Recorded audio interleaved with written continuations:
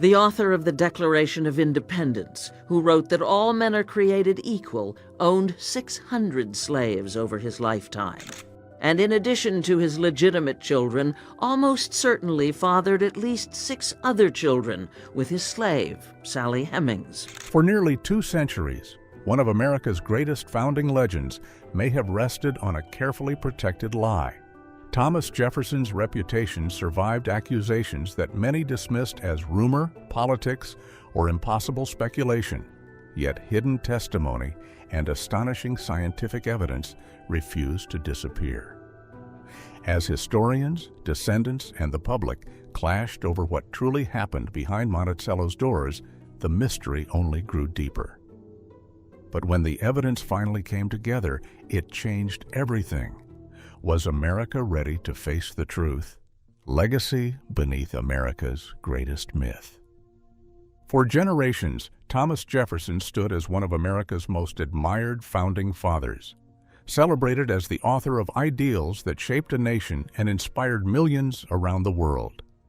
His image became almost untouchable, symbolizing liberty, independence, and the promise of equality. Yet beneath that carefully preserved reputation, another story quietly refused to disappear. It was a story many dismissed as political gossip, while others insisted it revealed a hidden truth about the man behind the monument. The allegations centered on Sally Hemings, an enslaved woman who lived at Monticello, Jefferson's Virginia plantation. From the moment the claim first surfaced, it challenged far more than one man's character. It questioned whether one of the nation's greatest heroes had lived a life that contradicted the principles he publicly defended. That possibility stunned supporters and critics alike, creating a controversy that refused to fade despite repeated efforts to silence it. Early reports were often dismissed as attacks designed to damage Jefferson's political standing rather than serious accusations deserving careful investigation. His public silence added another layer of uncertainty, allowing speculation to spread while leaving future generations without a clear answer. As decades passed, family traditions, historical accounts, and popular belief combined to reinforce the image of Jefferson that many Americans preferred to remember. The allegations survived, but they were frequently pushed aside, treated as little more than rumors lacking credible support. Even so, questions continued to resurface whenever historians examined Monticello and the lives of the people who lived there. Each new discussion exposed another gap between Jefferson's celebrated public legacy and the private world hidden behind the plantation's walls. Some researchers believe the evidence pointed toward an uncomfortable reality, while others argued that the claims relied too heavily on circumstantial details and long-standing speculation. This disagreement transformed the controversy into one of the most debated historical mysteries in American history. As public attitudes toward slavery, race, and historical accountability evolved, interest in the unanswered questions grew stronger instead of fading away. What had once seemed like an isolated accusation gradually became a subject demanding deeper examination from scholars, descendants, and ordinary citizens alike. The longer the mystery remained unresolved, the more it appeared that history itself had avoided confronting its most difficult questions. Whether that silence resulted from caution, disbelief, or something more deliberate became a mystery of its own. The search for answers was no longer simply about Thomas Jefferson. It had become a test of whether America's most cherished historical narrative could withstand the weight of uncomfortable evidence still waiting to be fully examined. What if the story history protected was never the full truth? Who was Madison Hemings, and why was his voice buried for generations? And what happens when his testimony begins to challenge everything we thought we knew without anyone prepared for what comes next? Let's unravel the mystery. Forgotten testimony. Challenged American history. In 1873, as the controversy surrounding Thomas Jefferson continued to linger without clear answers, an unexpected voice stepped forward with a story that would challenge generations of accepted history. That voice belonged to Madison Hemings, a carpenter living in Waverly, Ohio, who claimed to be the son of Thomas Jefferson and Sally Hemings. Unlike political opponents or newspaper editors repeating rumors, Madison presented himself as someone sharing his own family's history. He described memories passed down directly from his mother, offering details that were calm, specific, and remarkably consistent. His interview was published in the Pike County Republican, but instead of changing public opinion, it was largely overlooked. Many readers simply refused to believe that such a claim could be true. Madison explained how Sally Hemings had lived at Monticello and described events surrounding her relationship with Jefferson, including her time in Paris and her return to Virginia. He also spoke about promises concerning the freedom of her children, presenting his account with confidence rather than uncertainty. To him, these were not distant stories or political accusations. They were family history passed from one generation to another. Yet, despite the careful detail in his testimony, influential historians dismissed his words for decades. Rather than investigating his account with the same seriousness given to other historical sources, many scholars viewed it through the lens of long-standing assumptions. Jefferson's reputation as a founding father carried enormous weight, making it difficult for many to accept evidence that appeared to challenge his public image. The social climate of the time made Madison's testimony even easier to ignore. As a black man living in post-Civil War America, his credibility was often judged unfairly before his words were even considered. Some historians preferred explanations offered by Jefferson's descendants, despite those accounts relying on tradition rather than first-hand experience. This imbalance raised an uncomfortable question. Was Madison's testimony rejected because it lacked evidence, or because many people were unwilling to believe someone in his position? That question quietly followed historians for more than a century. As later researchers revisited old records, they noticed that Madison's account remained surprisingly consistent with other pieces of historical evidence that gradually emerged. What had once been dismissed as unreliable began to look far more significant than earlier generations had admitted. The mystery surrounding Thomas Jefferson was no longer sustained only by rumors or political attacks. It had become a debate about memory, credibility, and whose voices deserved a place in history. Madison Hemings never lived to see his testimony fully reconsidered, but his words remained preserved, waiting for a future that might finally judge them differently.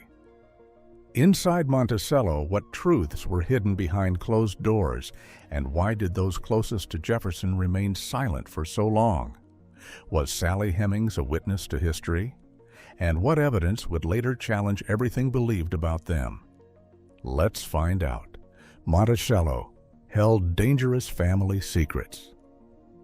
Long before the controversy reached newspapers and historians, its roots stretched deep into everyday life at Monticello, Thomas Jefferson's Virginia plantation. It was there that Sally Hemings lived, not only as an enslaved woman, but also as someone connected to Jefferson's own family through marriage.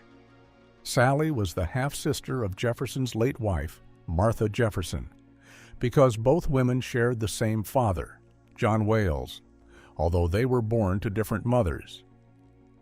That remarkable family connection has remained one of the most unsettling details in the entire story. After Martha's death in 1782, Jefferson never remarried, honoring a reported promise made to his wife. Even so, questions about his private life continued to grow as later evidence drew attention to Sally Hemings and her place within the household. In 1787, Sally traveled with Jefferson's young daughter Polly to Paris, where Jefferson was serving as the United States minister to France.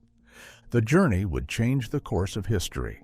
Unlike Virginia, France did not automatically recognize slavery in the same way, and Sally could have sought her freedom under French law. According to Madison Hemings' later account, she understood this opportunity and hesitated when Jefferson prepared to return home. He claimed that Sally refused to leave France until Jefferson promised that any children they had together would eventually be freed. Whether viewed as an act of courage, negotiation, or survival, The decision revealed that Sally was not simply a silent figure carried along by events beyond her control. She ultimately returned to Virginia, where life at Monticello resumed under the harsh realities of slavery. Over the years, she gave birth to several children, and historians later noted that Jefferson was consistently present at Monticello during the periods when those children were conceived.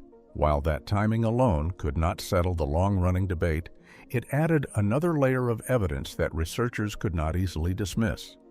Supporters of Jefferson argued that other explanations remained possible, while critics believed the growing pattern pointed toward a hidden relationship that had been deliberately ignored. Inside Monticello, daily life continued without public acknowledgement of these deeply personal connections, allowing speculation to remain hidden behind the plantation's walls. The contrast between Jefferson's public role as a champion of liberty and the private realities surrounding Sally Hemings became increasingly difficult to overlook. What had once appeared to be isolated claims slowly evolved into a larger historical puzzle involving family, power, slavery, and silence. The unanswered questions surrounding Monticello no longer centered only on rumors. They pointed toward a hidden story, whose full significance would become even harder to deny as new evidence emerged in the years ahead. Now that science enters the story, what happens when DNA begins to challenge everything historians believed for decades? Can a single genetic trace overturn generations of certainty, and who stands to lose the most if the results contradict the record? Keep watching. DNA shattered centuries of silence. For generations, the mystery surrounding Thomas Jefferson rested on memories, family stories, newspaper accusations, and conflicting historical interpretations. Every side claimed to possess the stronger argument, yet none could produce evidence powerful enough to settle the debate. Then, nearly 200 years after the controversy first emerged, science entered the investigation. In the late 1990s, retired University of Virginia pathologist Dr. Eugene Foster led a DNA study designed to examine a question historians had argued over for decades. Instead of relying on letters, opinions, or family tradition, the research focused on genetics. The investigation centered on the Y chromosome, a piece of DNA passed almost unchanged from father to son through the male line. Because Thomas Jefferson had no surviving male descendants, researchers tested male descendants of his paternal uncle, Field Jefferson, who shared the same Y chromosome lineage. They also examined a male descendant of Eston Hemings, Sally Hemings' youngest son, along with descendants of the Carr family, whose members had long been suggested by Jefferson's relatives as the alternative fathers of Sally Hemings' children. The results, published in the journal Nature in 1998, transformed the debate almost overnight. The Y chromosome carried by Eston Hemings' descendant matched the Jefferson male line, while the Carr descendants showed no matching genetic connection. Although the study could not identify which specific Jefferson male fathered Eston Hemings, historians immediately compared the genetic findings with surviving historical records. Those records consistently placed Thomas Jefferson at Monticello during the periods when Sally Hemings conceived each of her known children, while other Jefferson men were not similarly documented there. For many scholars, the combination of documentary evidence and DNA created the strongest case ever assembled. Others urged caution, noting that genetics alone could not answer every remaining question. Even so, the investigation dramatically narrowed the possibilities and weakened the long-accepted explanation involving the Carr family. A debate that had survived through rumor and tradition was suddenly measured against scientific evidence that could not easily be dismissed. Historians who had rejected Madison Hemings's testimony were forced to reconsider long-held assumptions, and institutions began reviewing their official positions. The controversy no longer revolved around speculation alone. It had entered a new era where science and historical records were examined together.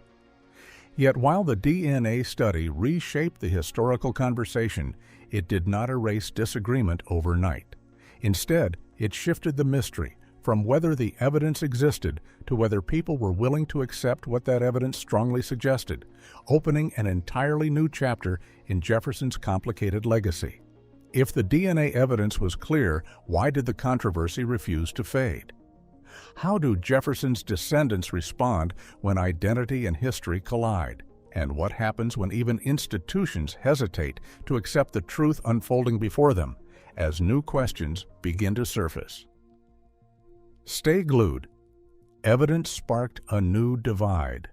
Many expected the DNA findings to bring the Thomas Jefferson controversy to a quiet conclusion. Instead, they opened an entirely new chapter filled with disagreement, emotion, and difficult questions.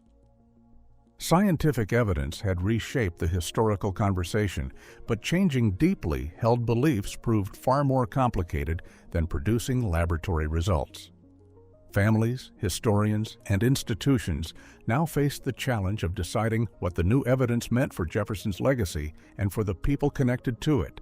The organization responsible for preserving Monticello carefully reviewed the available historical records alongside the genetic study. After conducting its own investigation, the Thomas Jefferson Foundation announced that the combined evidence strongly supported the conclusion that Thomas Jefferson was the father of Sally Hemings' children. This marked a major shift from decades of uncertainty and reflected a growing willingness among many scholars to reconsider long-accepted assumptions. Yet not everyone accepted that conclusion. Some descendants of the Jefferson family questioned whether the available evidence settled every detail of the story. Others continued to argue that the DNA study identified only the Jefferson male line rather than Thomas Jefferson himself, maintaining that alternative possibilities still deserved consideration. Although most historians viewed Jefferson as the most likely father based on both documentary and genetic evidence, the disagreement revealed how history often extends beyond facts alone.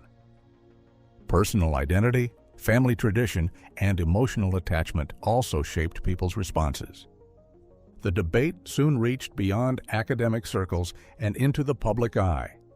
Television programs, newspapers, documentaries, and historical publications revisited the story and encouraging Americans to examine a familiar national figure from a different perspective. Conversations no longer focused only on whether the relationship existed. They expanded to include broader questions about slavery, memory, race, and the responsibility of historical institutions to confront uncomfortable evidence. One of the most visible points of tension involved descendants of Sally Hemings seeking recognition within organizations connected to Jefferson's family. While some Jefferson descendants welcomed greater inclusion, others resisted those efforts, leading to public disagreements that reflected divisions extending far beyond genealogy. The controversy demonstrated that scientific discoveries could answer some questions while leaving others unresolved. Evidence could establish historical probabilities, but it could not instantly erase generations of belief, loyalty, or skepticism. As historians continued examining records and descendants continued sharing their perspectives, the discussion evolved into something larger than one family's story. It became part of a broader national conversation about how history is remembered, who has the authority to tell it, and what happens when new evidence challenges cherished traditions. The mystery surrounding Thomas Jefferson had entered a different stage, where the greatest struggle was no longer discovering evidence, but deciding how society would respond to truths that many had spent generations resisting together. After the DNA evidence reshaped everything we thought we knew about Thomas Jefferson, what truths are still being hidden, what stories about his descendants remain untold, and how does a nation reconcile its founding ideals with a history that refuses to stay buried? History can never look away. The mystery surrounding Thomas Jefferson ultimately became far more than a question about one man's private life. It evolved into a broader examination of how history is written, whose voices are believed, and what happens when new evidence challenges stories accepted for generations. The DNA findings did not erase every disagreement, but they permanently changed the conversation. Historians who once dismissed Madison Hemmings's testimony returned to the historical record with fresh attention, comparing documentary evidence, family accounts, and scientific research in ways that had never been possible before. As the evidence accumulated, many scholars concluded that Thomas Jefferson was the most likely father of Sally Hemings' children, a position now reflected by the Thomas Jefferson Foundation and many leading historians. Yet the conclusion did more than reshape Jefferson's biography. It transformed the way many people viewed the nation's founding era. Jefferson remained the principal author of the Declaration of Independence, a document proclaiming that all people are created equal. At the same time, the evidence surrounding Sally Hemings forced a closer examination of the contradictions between those ideals and the realities of slavery at Monticello. Rather than replacing one simple story with another, the historical record became more complex, revealing a figure whose achievements and personal life could no longer be separated so easily. The descendants of Sally Hemings also gained greater recognition within the broader historical narrative, even though debates over family acceptance and historical memory continued. Museums, educators, researchers, and the public increasingly included their story when discussing Jefferson's legacy, acknowledging that their experiences formed part of American history rather than existing outside it. The controversy encouraged many institutions to revisit long-standing assumptions and examine evidence with greater openness than earlier generations had shown. Even so, some disagreements persisted, reminding observers that historical interpretation often changes more slowly than scientific understanding. The Jefferson story therefore remained unfinished, not because the evidence stopped speaking, but because people continued debating what that evidence meant. The lasting significance of the mystery lies not only in identifying likely historical relationships, but also in demonstrating how easily uncomfortable truths can be delayed when they conflict with cherished national narratives. Every generation inherits both the achievements and the contradictions of the past, and Jefferson's legacy reflects that reality more clearly than ever before. His story now stands as both a symbol of extraordinary political vision and a reminder that history rarely fits into simple categories of hero or villain.